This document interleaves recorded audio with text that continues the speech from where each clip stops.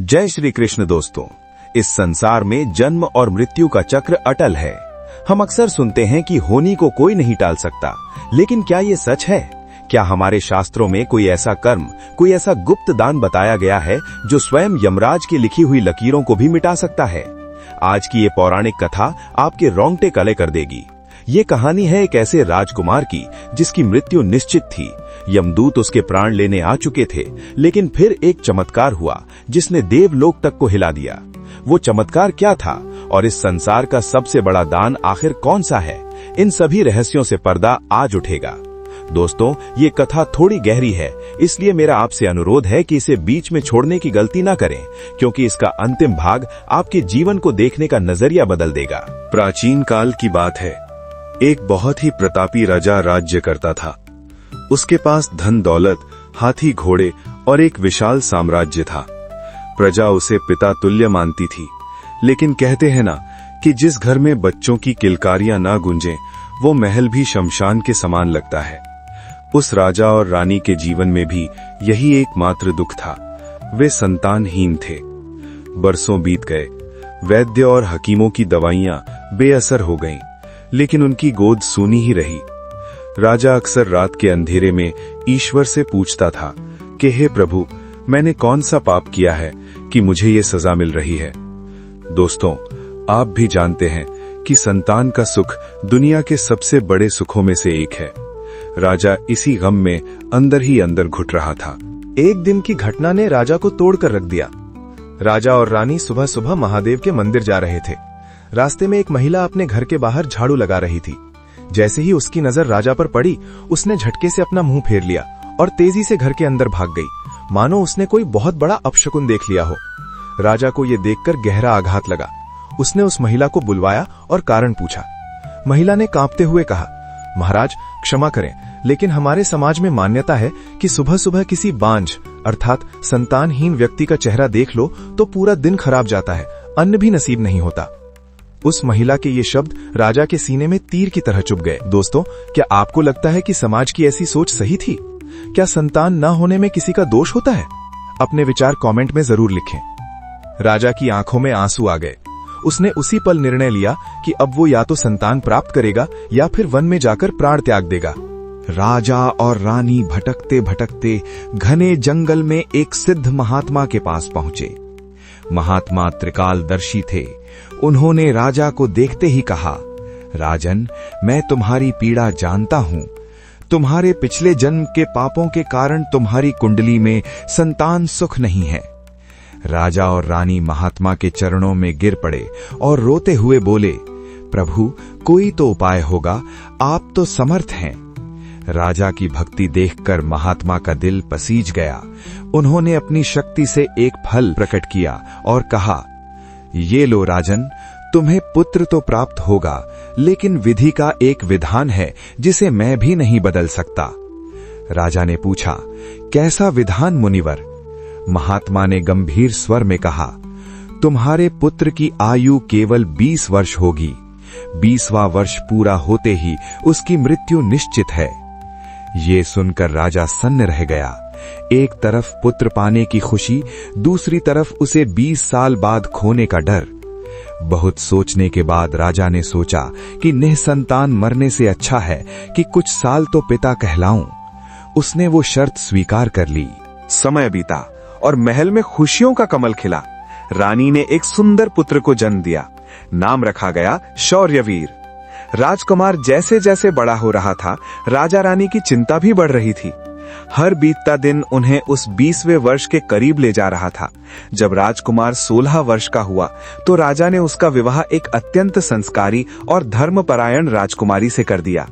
दोस्तों, यहाँ ध्यान देने वाली बात यह है कि वो राजकुमारी कोई साधारण स्त्री नहीं थी।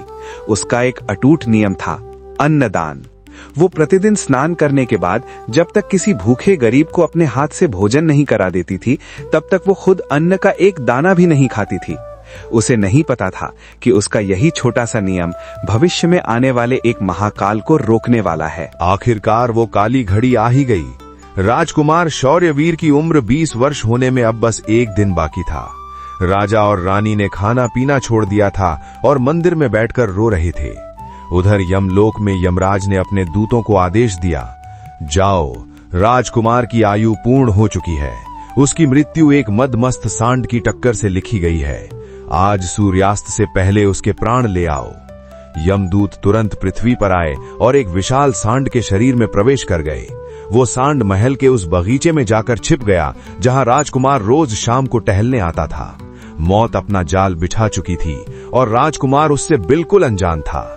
दोस्तों, कहानी अब एक बहुत ही रोमांचक मोड़ पर है। अगर आप भी मानते हैं कि जाको राखे साइयां, मार सके न कोई, तो वीडियो को लाइक करके अपनी हाजिरी जरूर लगाएं। उसी समय नियति एक और खेल खेल रही थी। दूर एक नगर में एक गरीब ब्राह्मण की बेटी, जिसे उसके ससुराल वालों ने निकाल दिया था, वो अपने बच्चे के साथ 3 दिन से भूखी थी। उसका बूढ़ा पिता अपनी बेटी की भूख मिटाने के लिए भिक्षा मांगते मांगते उसी राजा के महल पहुंचा। लेकिन उस दिन राजा रानी के शोक में होने के कारण महल में लंगर नहीं बटा था। वो बूढ़ा ब्राह्मण निराश होकर लौटने ही वाला था कि तभी राजकुमारी की पत्नी बहू की नजर उस पर पड़ी। उसने देखा कि वो ब्राह्मण भूख से कांप रहा है। राजकुमारी ने उस दिन अपने पति राजकुमार के लिए बहुत प्रेम से विशेष भोजन बनाया था। अब उसके सामने धर्म संकट था। एक तरफ पति का भोजन, दूसरी तरफ एक भूखा इंसान। राजकुमारी के संस्कारों ने उसे सही राह दिखाई। उसने सोचा, मेरे पति तो बाद में भी खा लेंगे, लेकिन ये ब्राह्मण भूख से मर सकता है। उसने बिना एक पल गवाए अपने पति की थाली उस गरीब ब्राह्मण को दे दी। ब्राह्मण वो भोजन लेकर दौड़ा और अपनी भूखी बेटी को खिलाया। दोस्तों, अब जो हुआ वही इस कहानी का सार है। जैसे ही उस 3 दिन से भूखी बेटी ने भोजन का पहला निवाला खाया, उसकी आत्मा तृप्त हो गई। उसके दिल की गहराइयों से एक आवाज निकली, एक आशीर्वाद निकला, हे ईश्वर, जिसने भी आज मेरी भूख मिटाई है, उसका सुहाग अमर रहे, काल उसका बाल भी बांका न कर सके। उधर उसी पल बगीचे में सांड राजकुमार को मारने के लिए पूरी ताकत से दौड़ा। यमदूत खुश थे कि अब काम तमाम हुआ। सांड राजकुमार से बस कुछ इंच की दूरी पर था कि तभी वहां एक तेज प्रकाश हुआ।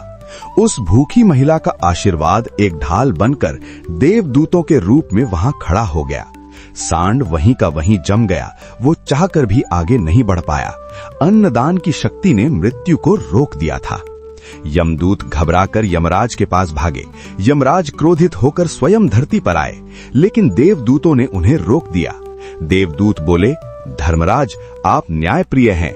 शास्त्रों में अन्नदान को महादान कहा गया है। एक तृप्त आत्मा का आशीर्वाद ब्रह्मा की लकीर से भी ज्यादा ताकतवर होता है। यमराज को झुकना पड़ा। उन्होंने मुस्कुराते हुए कहा, मैं इस दान की महिमा के आगे नतमस्तक हूँ। मैं राजकुमार की आयु 20 वर्ष से बढ़ाकर 100 वर्ष करता हूँ। राजा रानी को जब ये पता चला तो उन्होंने माना कि ये सब उनकी पुत्रवधू के अन्नदान का ही प्रताप है। तो दोस्तों, भगवान विष्णु ने माता लक्ष्मी को समझाया कि संसार में अन्नदान से बड़ा कोई दान नहीं है।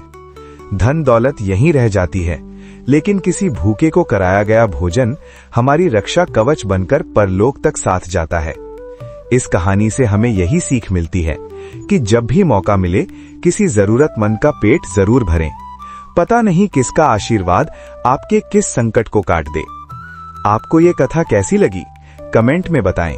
अगर इस वीडियो ने आपके दिल को छू लिया है तो इसे अपने परिवार के साथ शेयर करें, क्योंकि अच्छी बातें बांटने से पुण्य बढ़ता है। चैनल को सब्सक्राइब करना न भूलें। मिलते हैं अगली वीडियो में। जय श्री कृष्णा।